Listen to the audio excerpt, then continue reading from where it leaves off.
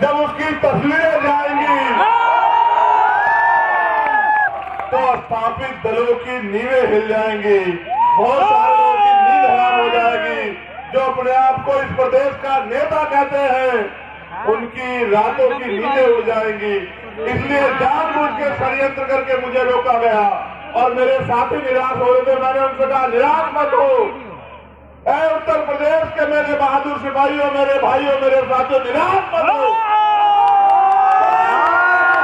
निराश होने का मैं आपको पूरी जिम्मेदारी से कह रहा हूं। मैं 25 तारीख को चुनाव खत्म हो जाएगा, मैं आपको वचन देकर कह रहा हूं, मैं दिसंबर के महीने में फिर लौटूंगा आपके बीच।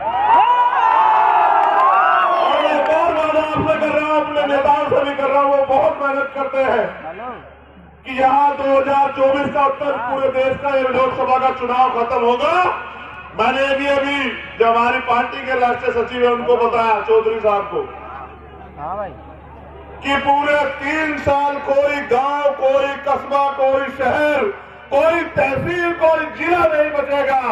चप्पलों से इस पूरे प्रदेश को हम लोग घूम घूम के लोगों को जागरूक करने का काम करेंगे।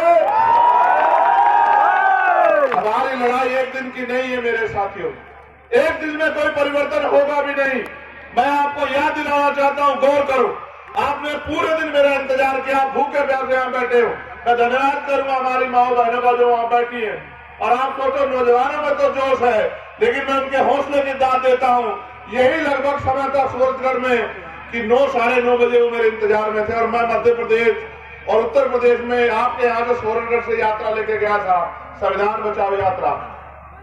फिर मैं पूरे मध्य प्रदेश राजस्थान में गया, मैंने देखा कि रात को 1-1 बजे लोग इंतजार कर रहे थे, 1-1 बजे लोग इस उम्मीद से खड़े थे कि चंद्रशेखर आजाद आएंगे और हमें रास्ता दिखाएंगे। मैं आपको भी ये कहने के लिए आया हूं, ये वो धरती है जिसने पूरे देश को रास्ता दिखाया। आजमगढ़, फूलपुर, लालगंज, ये वो धरती है जिसने पूरे देश को बहुजन समाज के आंदोलन को रास्ता दिखाया। मगर मुझे आपसे ये कहना, आप मेरे नौजवान भाइयों की संख्या ज्यादा है।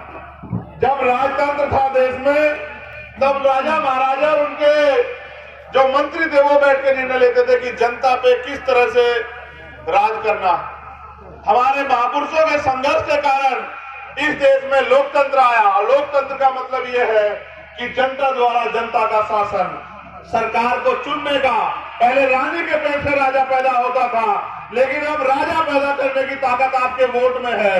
इस वजह से अगर राजतंत्र में हमें दूसरे संचालित करते थे, मैं समझ सकता था, लेकिन लोकतंत्र में भी हमारे ऊपर दूसरे लोग राज करें तो ये बड़े सोचने का विषय है कि कहीं ना कहीं हम कमजोर हो रहे हैं या फिर हम अपनी जिम्मेदारियों को नहीं समझ रहे हैं।